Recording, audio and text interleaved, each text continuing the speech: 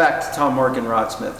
If you remember on our last clip, we roughed our strips out, we sanded the apex, we dry bound them, and we checked for any imperfections that we had. We marked them with our pencil, and we took the string off, sanded them on our little jig here to address any possible glue seams. Today we have a lot to do. We're going to finish cut, we're going to hollow, and we're also going to get them glued. So a lot of work to do today. Let's get to it. Okay, we're going to cut our strips to finish size. And the first thing I want to do when I cut my strips to finish size, I always want to make sure I have a sharp set of cutters in there. So I just use these cutters to rough my strips, so they have a lot of wear on them right now. I'm just going to take them out, simply rotate them, so I get a nice sharp edge. Now I'm ready to start my finish cut. Okay, we're going to finish cut our strips. These strips have been soaking for about an hour, maybe an hour and a half. And if you remember, we left about 40 thousandths to take off.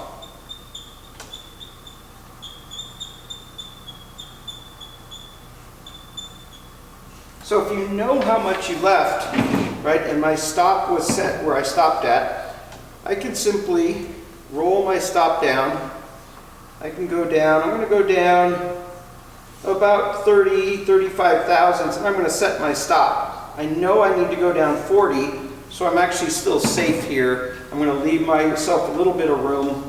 When I get to my stop, I'll definitely take a measurement, see where I am, and then we'll creep down to our actual final size.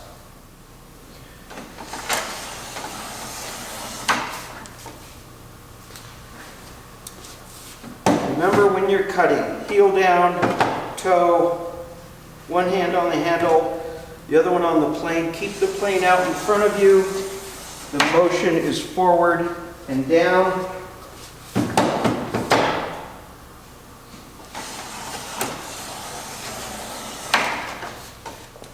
Okay, so I've hit my stop. I should be proud of my finished size. Again, I'm going to scrape my apex, take a reading, and I have about 6 thousandths to go, which is great. So now, just going to lower my stop, and I'm just going to inch my way down. Maybe start off at 2 thousandths and then go to 1 thousandths a pass. You can always cut off more, as you know, but you cannot add. All right, I'm getting down to where my stop is. I'm going to scrape my apex, take another measurement. I have 2 thousandths to go. I'm just going to loosen my stop, set it.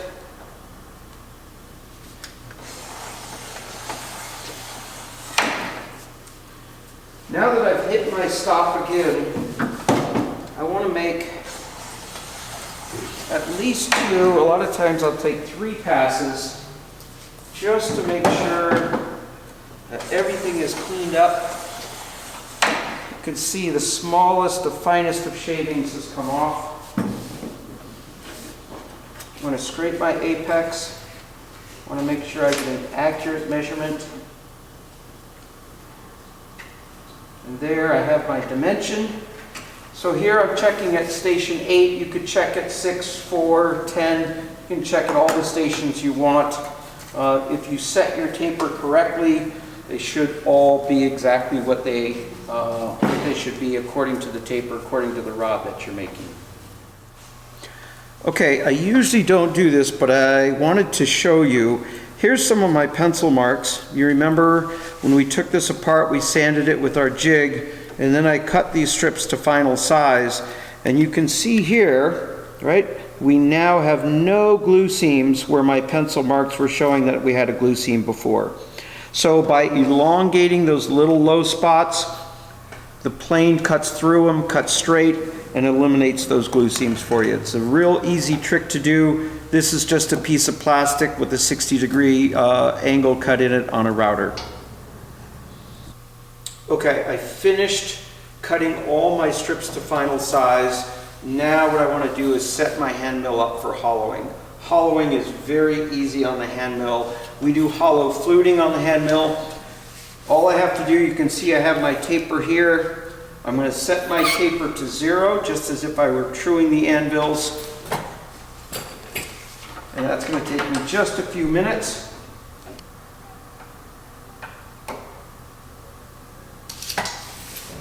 I've set all my stations to 0. Now I'm ready to hollow my strips. Okay, I've set my taper to 0 to hollow my strip out. We need to set our stop because we never hollow under the ferrule. So I know my rod is going to end at station 12. That's where my ferrule is going to be. We're going to stop about 5 inches shy of that. We use a lot of high-tech jigs here at Morgan Rodsmiths. So I take my C-clamp, right, and that's going to be my stop. Like I said, we never want to hollow under the ferrule for strength. Okay, when I hollow my strips, I always hollow the strips dry. So I'm going to just start off, take a little cut. Again, try to find out where my cutter is in relation to my bamboo. I'm going to go down 5 at a time.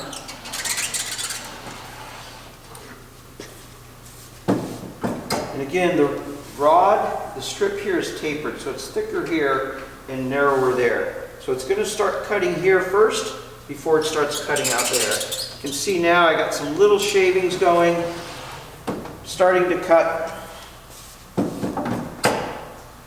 I go down 5 at a time.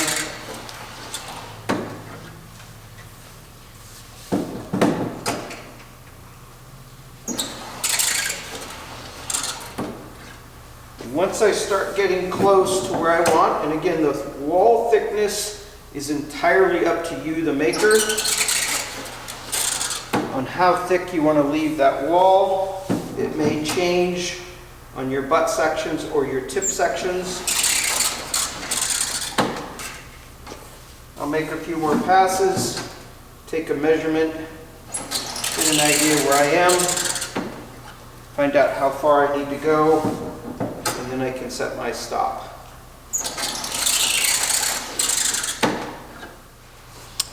Okay, so I've started my hollowing. I'm going to take a measurement with my micrometer, find out where I am. I can get a reading here, see where I am, and I can see I have about 15 thousandths to go to get to the wall thickness that I want. With the hollow fluter, it does come with this little measuring point that allows you to get into the bottom of that groove that you're creating with your hollowing. So I got 15 thousandths to go. I'm going to go down about 12. I'm going to set my stop. I'll take another measurement there because I know I'll be short of where I want to get, and then I'll inch my way down to the final size. Okay, I hit my stop. I left myself a little proud. I'm going to take a measurement here.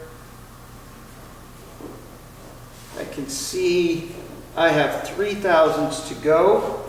And you can measure anywhere along your strip. Because this is set at 0, you will have the same wall thickness throughout. So let me loosen this, move my stop down. And again, I'm just going to go down maybe 1 thousandths at a time.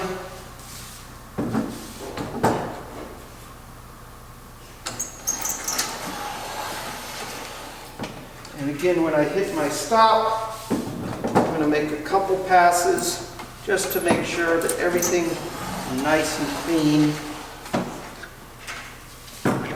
Let's take a measurement, see where we are.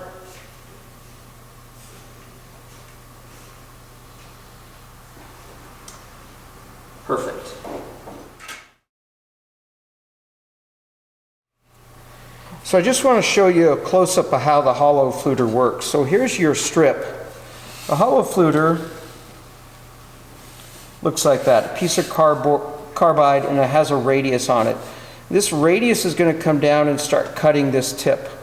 The reason I go 5/1000ths at a time is because if I take too big of a cut, this is going to want to go off to one side or the other. What I want to do is very easy, take a little bit, 5/1000ths more, a little bit more, a little bit more, a little bit more. And by the time you get to the size that you want, right, you'll have this radius in here. As you can see, my cutter comes in, and I'm measuring with that point the distance from there to there. And again, this wall thickness is entirely up to you, the maker. But by using this radius, it leaves our glue area wider, and we still get the hollowing that we want. Okay, so I've hollowed all my strips, and where I set my stop with my C-clamp, you can see right here I have an abrupt edge. You never want an abrupt edge in wood. So what I'm going to do is take my little wood carving tool, coming back about 1/4 of an inch, 5/16, I'm just going to go very gently and cut a nice little radius in there. So what I've done here is my strip looked like this. I've come with my tool and I just cut a nice little radius here. Now when I sand my apex, I'll actually sand that more, and it'll be a nice smooth transition from the hollow up to the apex of the rod. All right, I'm sanding my apex. This is where my hollow ended. I'm just going to make sure I have a nice transition. And again, when you get to the end, you want to go in one direction, sand that apex off, so when we glue them together, we don't have any little fibers that could get in the way, cause us to have a glue seam. So I'm getting ready to glue. You can see I've bound my 6 strips just with some tape. I'm going to put another piece of tape here, because before I can bind these together, I want to cut off about 2.5, 3 inches. That will allow them to bind together better, so they won't have this big head part where we had drilled our hole. So I'm just going to tape it. I'm actually going to cut through the tape so my bamboo doesn't splinter. As I cut through, first thing I like to do is go around and score each strip, because I don't want it to splinter on me.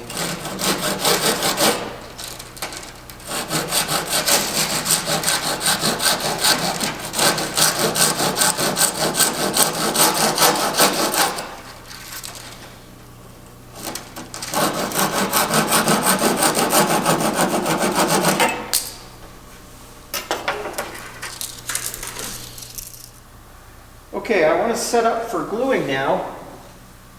First, I just make sure that my bench is nice and clean.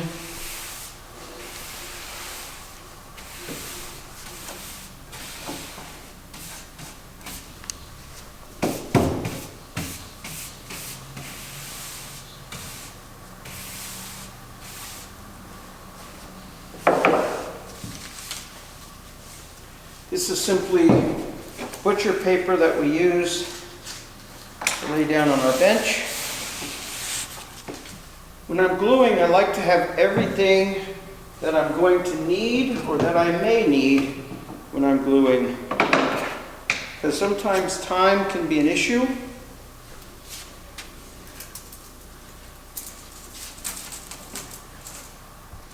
I put this second piece of tape down about 2/3 the length of the strips. Another thing I want to do at this point is, since I cut this section off, I cut my numbers off. I just want to go back and renumber them just in case they come apart. I know what sequence they're going to go back into. Okay. I can cut my tape, have my tips just unroll, lay them on my tape, make sure that they line up.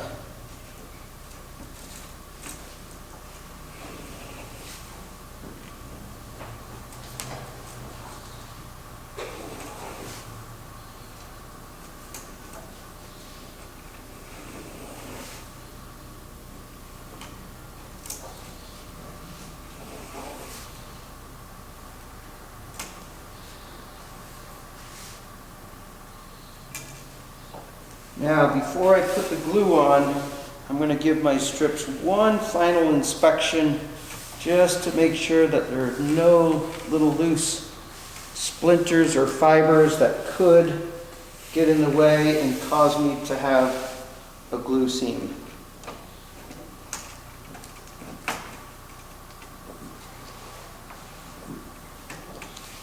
I think we're looking pretty good. All right, let's glue. Okay, here at Morgan Rodsmiths, we use Titebond 3 for our glue.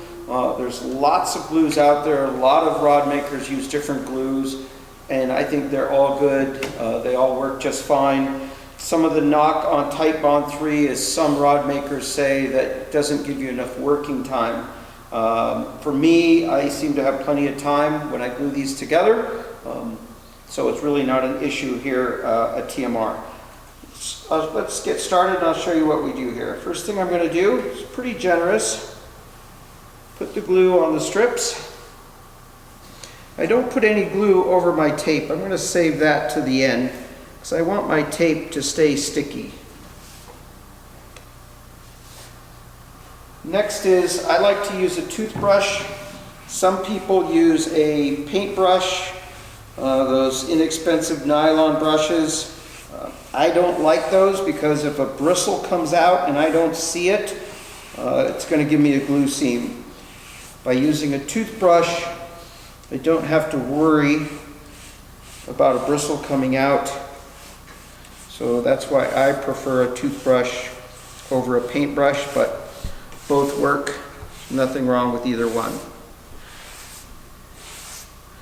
I want to make sure that all my sides of all my strips are covered generously with glue. Make sure on the outside that you get glue out there.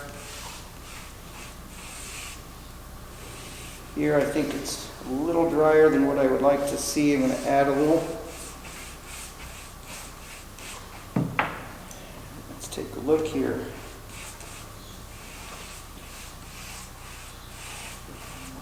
Everything looks like it's covered nicely.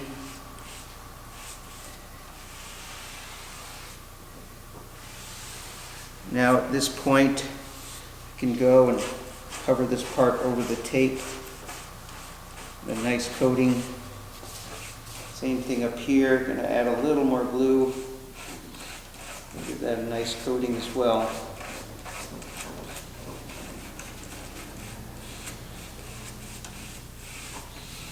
One last look.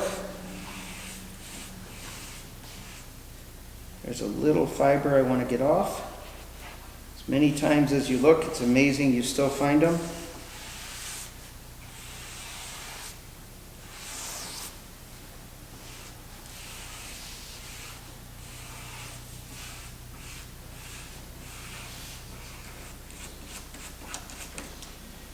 Okay. I always have a bucket of water in case my fingers get sticky.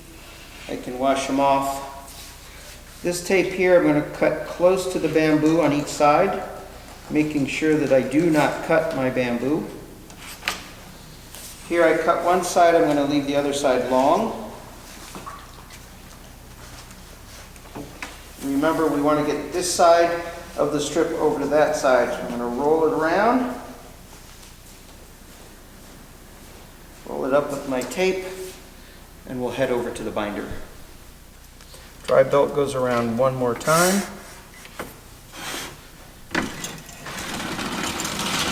I like to let the rod go through my fingers so I can feel if any of the strips might be getting sucked in or getting out of order.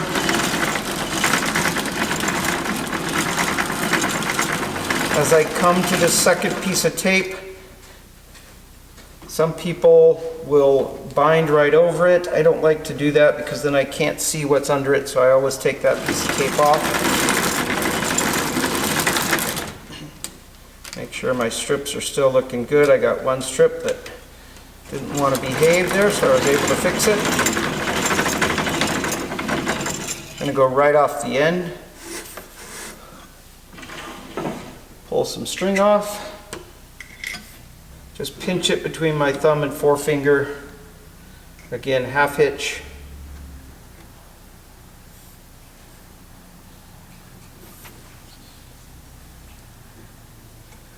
When I pull it down, I want to make sure it's close there because I don't want to bend my strips. Cut off the excess. Just rinse my fingers off. Now we'll bind in the opposite direction. All right, now I'm going to bind in the opposite direction.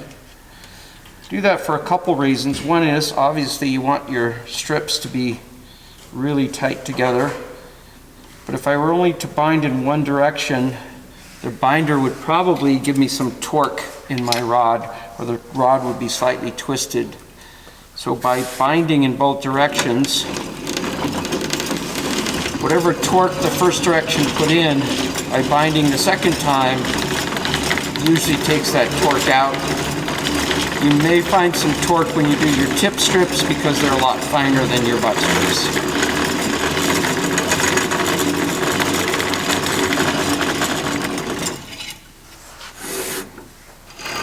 Again, pull some excess, pinch between your thumb and forefinger, half hitch.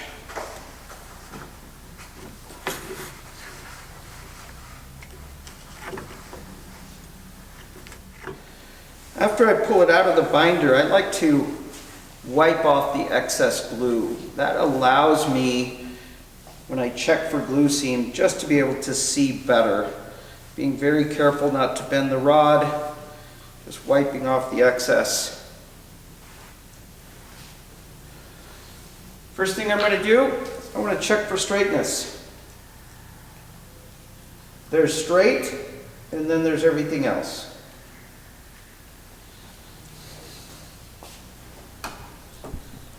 Okay, so the rod was nice and straight. I can roll it with my hands just like when you were a kid rolling out clay, making worms.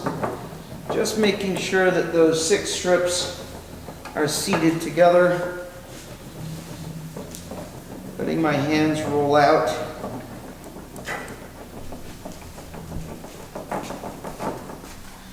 Next thing I want to do is I want to look for any torque that we talked about from the binder. So what I'm going to do is push this flat down tight to the table, slide my hand, and make sure that there's no twist in the rod at all. And that's really good. I'm going to roll it a couple flats. I'm going to do that one more time just to check, make sure. Okay. Next, what I'm going to do, I'm going to put my cheaters on because we cannot have any glue seams here at the shop. So now what I'm going to do is go down each flat as they're numbered, and I'm going to check each flat, each node for any glue seams that may have occurred.